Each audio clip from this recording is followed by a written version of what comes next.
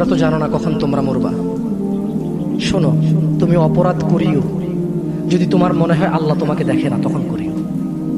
তুমি অপরাধ করিও যদি তোমার মনে হয় আল্লাহ তোমাকে জিজ্ঞেস করবে না, তুমি নিশ্চিত বেঁচে যাবা। তুমি অপরাধ করিও যদি তোমার মনে হয় যে আল্লাহ তোমার জন্য জাহান্নাম নির্ধারণ করবে, আর তুমি আল্লাহকে বলবা আল্লাহ আপনি বললেই হবে না আমি জাহান্নামে যাব। যদি এই ক্ষমতার অধিকারী হও তাহলে তুমি অপরাধ করিও।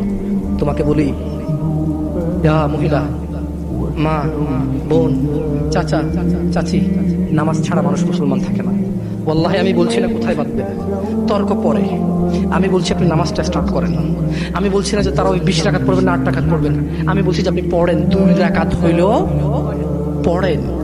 আমি বলছি যে আপনি ঈশার নামাজ 15 রাকাত দরকার নেই, আপনি শুধু 4 পড়েন।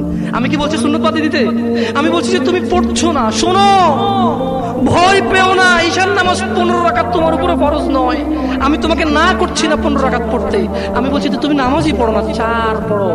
এই 4 রাকাত ঈশা না পড়লে তুমি মুসলিম নও। 3 রাকাত মাগরিব না পড়লে তুমি মুসলিম নও।